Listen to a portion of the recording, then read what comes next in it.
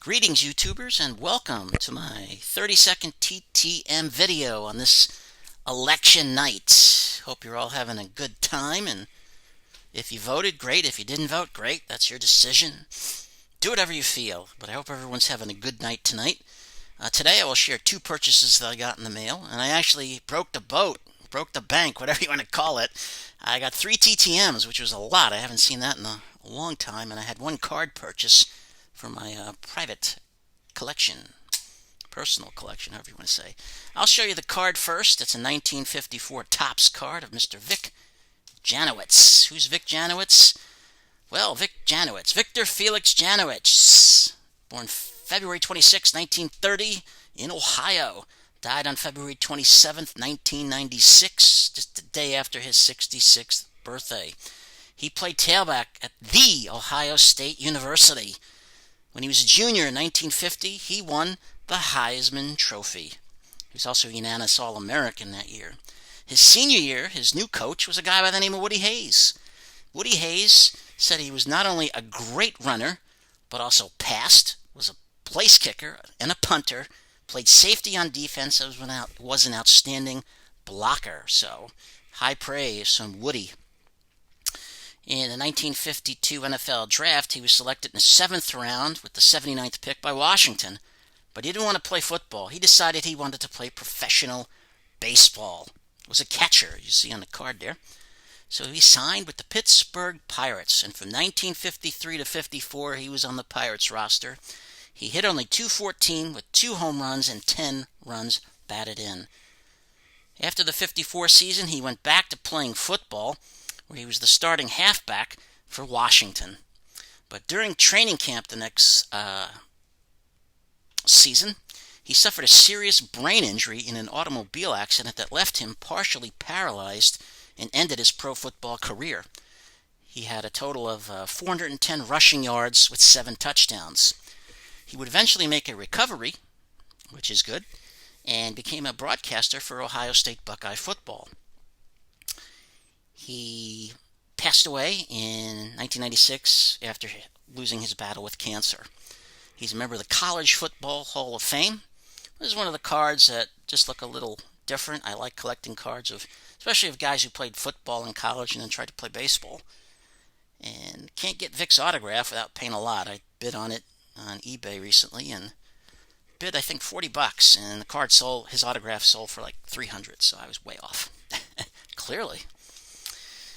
Next purchase, this is a Football Hall of Fame card, and this is Mr. Leo Namalini. Leo Joseph Namalini, born June 19th, 1924 in Lucca, Italy. Yes. Passed away October 17th, 2000. As an infant, he immigrated to the United States, to the state of Minnesota first, before moving to Chicago. Went to high school in Chicago, and then after high school joined the United States Marine Corps. It was during his time in the Marine Corps that he started to play football, around 1942. After his service in World War II, he would receive a football scholarship to the University of Minnesota.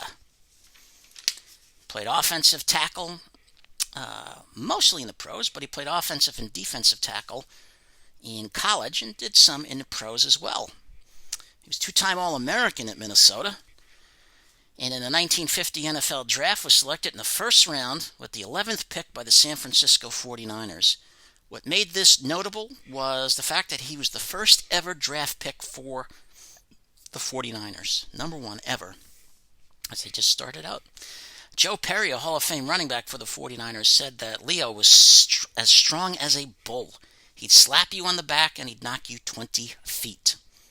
He played his whole career with the 49ers from 1950 to 63, was a 10-time Pro Bowler, made the NFL's 1950s All-Decade team, and also the NFL's 50th Anniversary All-Time team.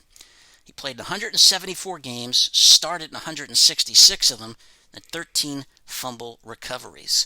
He's a member of the College Football Hall of Fame and the Pro Football Hall of Fame. Another something unique about Mr. Namalini, during the off-season, players had to go out and get jobs because they didn't have big contracts. What did he do in the offseason as a job? He was a professional wrestler. And he was pretty good. Leo the Lion was his nickname. 10 times he was a World Tag Team Champion. Wrestled out in San Francisco in the NWA territory, and then went to Minnesota and wrestled for Vern Gagne's territory. So that was while he played pro football in the offseason. He did that. It's a nice card to add to the old collection. And got another postcard collection, this one for baseball. And this is one of the greats as well. Got this from Rich Altman's Hollywood on eBay. Made him an offer, he took it. Johnny Bench. Johnny Lee Bench, born December 7th, 1947, in Oklahoma City, Oklahoma. He is 72. He went to Binger High School in Oklahoma, where they have the Johnny Bench Museum there. Never visited it yet, but hopefully one day I will. He played basketball in high school. Good player, but his father told him that the fastest route to becoming a Major League Baseball player was to be a catcher. So, Johnny became a catcher. At 17, he was selected 36th in the second round of the 1965 amateur draft by the Cincinnati Reds. And they would never, ever regret that pick. Played some minor league ball up in Buffalo with the Buffalo Bisons in 1966 and a good portion of 67. Made his major league debut on August 28th, 1967. And in his major league, technically his rookie season, but not a full season, he had only 163. But he impressed everyone because of his defense as a catcher and his strong arm. One player, former player, had such high praise for him. Ted Williams predicted that Johnny Bench would be a Hall of Famer, and he was right. He played with the Reds from 1967 to 83, whole career. In a 1968 spring training game, pitcher Jim Maloney kept shaking off Johnny Bench. He just wanted to throw fastballs, and Bench kept trying to get him to throw breaking balls. Finally, Bench was frustrated. He went up and told him, "Your fastball is not popping." Jim Maloney replied with a nice word that I won't say on this video, but you can figure it out. It was probably something very colorful. To prove Jim Maloney wrong, Johnny Bench finally called for a fastball. Maloney threw the ball, and Johnny Bench then dropped his glove, dropped his catcher's mitt, and caught the ball bare-handed to prove that his fastball wasn't popping anymore. Ironically, on April 30th, 1969, Johnny Bench was the catcher when Jim Maloney no-hit the Houston Astros. Johnny Bench for his career hit .267 at 2,048 hits, 389 homers, and 1,376 runs batted in. Hit them at Riverfront Stadium, which was not an easy place to hit home runs. One of those awful dual-purpose stadiums. 14 times he was an All-Star. 10 times was a Gold Glover. Led the National League in home runs twice. 3 times led the National League in runs batted in. In 1968 was Rookie of the Year in the National League. Twice was National League MVP. In 1970, when he was just 22, youngest player to win the MVP award, I believe. Hit .293 with 45 homers and 148 RBIs, and then won it again in 1972. Won 2 World Championships, 1975, in the Great World Series with when the Reds beat the Red Sox, and in 1976 when the Reds swept my Yankees. He was also the World Series MVP in 1976 as well. He also played in the 1970 World Series when the Reds were beaten by Baltimore, and in 1972 when they got beat by the Oakland A's, that big powerhouse Oakland A's team they had, the old Mustache Gang. He's a member of the Major League Baseball's all-time team, Major League Baseball's all-century team. He's also in the Reds Hall of Fame, and also a member of the Baseball Hall of Fame as well. And for a little fun fact that I liked, as a kid, I used to watch a show called The Baseball Bunch, which he was the host of. Taught you baseball, tips and techniques and such things like that. And he was the star of the show. They also had the Dugout Wizard, which was played by Tommy Lasorda, future Hall of Fame manager. So, Johnny Bench, like that. Glad to get him. And now for the purchases. This first purchase came all the way from Texas. Took about 28 days total. There was no fee. I was worried I wasn't going to get it back. Was it Chase and Ink told me that, showed everybody that he got the return from this gentleman. And I said, well, let's hope for mine then to get back. And he said, yeah, he's signing now. So he was right. Just about 2 days later, I got it. And that's Mr. Toby Harrah. Got him on this 1983 Donruss card there. Big one. I like that with the face and then the little batting action. And this Upper Deck card.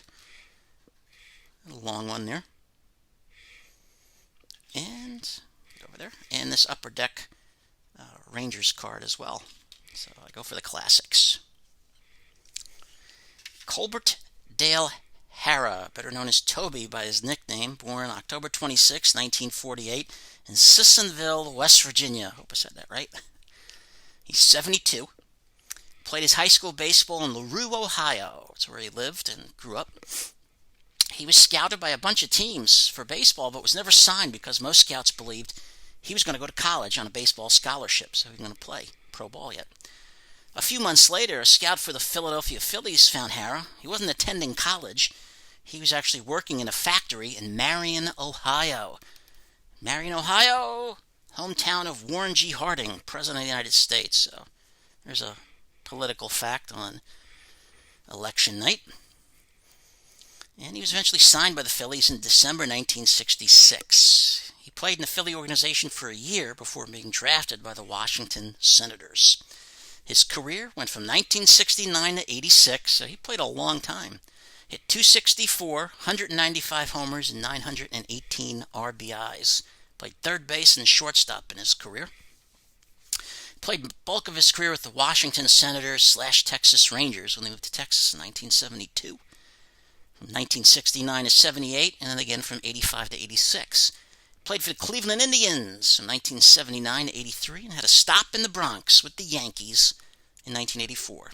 4 times he was an All-Star and is a member of the Texas Rangers Hall of Fame. He managed the Rangers in 1992 after Bobby Valentine was fired and went 32 and 44. That was his only time being a manager. But again, 28 days, no fee. Signed all the cards. Didn't sign the index card, but that's okay. Got that too. That's probably my favorite one of the 3. But all the autographs came out real nice, and I thank Mr. Harrah for that. The next one I'll share, number 2, is an 8x10. This one came from the state of California.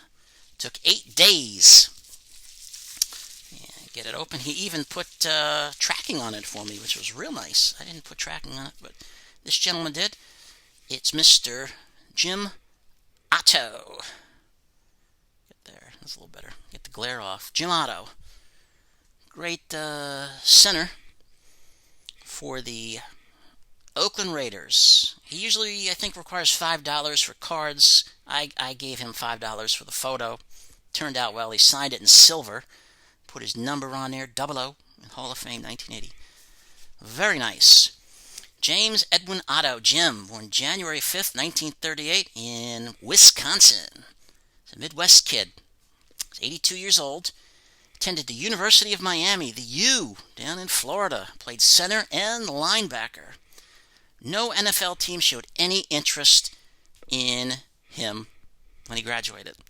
Jim Otto was drafted by the proposed Minnesota franchise in 1960 for the AFL. They were going to have it. But Minnesota decided not to join the AFL. They reneged and joined the NFL, becoming the Vikings. So Jim Otto's rights went to the Oakland Raiders, and I don't think they regret it 1 second having him. He played in Oakland from 1960 to 74, 210 games, started 207 of them, had 5 fumble recoveries. 3 times was a Pro Bowler, which I was shocked, only 3 times. 9 times an AFL All-Star, and is a member of the AFL All-Time Team. In 1967, he played on the AFL Championship team, the Oakland Raiders. And that was the only Super Bowl appearance he ever made, and they lost to the Green Bay Packers in Super Bowl II. He's a member of the NFL's 100th Anniversary All-Time Team, and was the last member of the Oakland Raiders' inaugural team to finally retire. He's a member of the Football Hall of Fame. But after his career, Jim Otto, during his career, had many operations, a total of 74 operations, 28 on his knee alone, 9 during his playing career. This guy was a warrior. He had multiple joint replacements. His joints became riddled with arthritis, and he wound up developing back and neck problems. During one 6-month period, he was without a right knee joint because he had to wait for his infection to heal that he had. On August 1st, 2007, his right leg was amputated. But Jim Otto says he has absolutely no regrets and wouldn't change a thing about his football career. So that guy defines the term warrior. Unbelievable. But great pickup there. Thank you, Mr. Otto. And the last one is a baseball. Got to keep my baseball streak alive. And that's former Rookie of the Year, Mr. Alby Pearson. Get that in there. He signed that. Put it on there. AL Rookie of the Year, 1958. Albert Gregory Pearson, known as Alby. Born on September 12th, 1934 in California. He's 86. This took 8 days from Arkansas, where he lives. And I think he requires $5 for a card, so I sent him $10 for the ball, and it came out great. Alby Pearson grew up in California. He was named after a college football player, Albie Booth. Had 13 letters in high school. He lettered 13 times. Played baseball, played halfback in football, played basketball. In his senior year in high school, he was 23-6 with a 0.83 ERA and hit .506. But he drew little interest from anybody in baseball because of his height. He was only 5'5". He was offered a football scholarship to Cal Polytechnic State University and Pacific U, but he turned them down to attend Pomona Junior College. After a semester at Pomona, he was signed by the Boston Red Sox as an amateur free agent in 1953. The scout who signed Pearson to his first contract ever was essentially giving him 2 pairs of cleats, a new suitcase, and a promise of $225 a month if he made the team. Alby, well, he said, I was afraid they wouldn't give me another chance, so he signed the contract because he really wanted to play. But he never played for the Red Sox and was traded to Washington on June 23rd, 1958. January 23rd, 1958. His major league career went from 1958 to 1966. He played for Washington, the Senators, Baltimore, and the Los Angeles/California Angels, and whatever they're called now. Played most of his career with the Angels from 61 to 66. He was only with the Washington from 58 to 59. He hit .270 in his career, had 28 homers and 214 RBIs, was an All-Star once in 1963 when he was with the Angels, and was Rookie of the Year in 1958. His Rookie of the Year stats, he hit .275 that year. He had 63 runs scored, 146 hits, hit 3 home runs, and 33 RBIs. But big hero to a lot of people who weren't over 5'5". But again, this ball came out real nice. I thank Mr. Pearson. The A was a little shaky, but the rest of it looks fabulous. And for $10, can't beat that at all. So that is it as far as my returns. I was happy to get some in the mail. I'm just not getting them in. Not getting them in at all. Very slow. As I showed the last video, I have a December giveaway, holiday giveaway. I showed the baseball of George Foster. Also, I'll be adding to the prizes, because I'll give out more than one, is an autographed photo of, if you like basketball, Ralph Sampson. Picked this up from a dealer. He signed Twin Towers, Ralph Sampson. And his signature there. You can get it and get Hakeem Olajuwon and Kevin McHale down there. He's in the back. A really good signed photo. But that'll be added along with some other items, which include the George Foster baseball. I want to thank everybody for watching the video. If you like, please hit that button. Leave a comment. I like trying to answer everybody's comments as best I can. If you're not a subscriber, please subscribe. If you don't like it, as I always say, please subscribe anyway. You may have something you like down the line.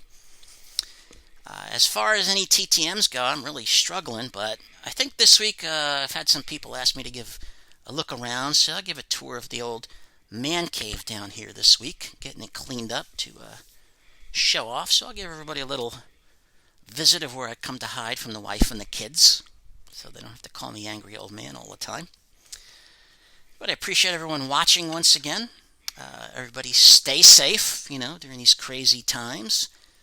And I want to say good night tonight to the state of Alabama. Take care, everybody.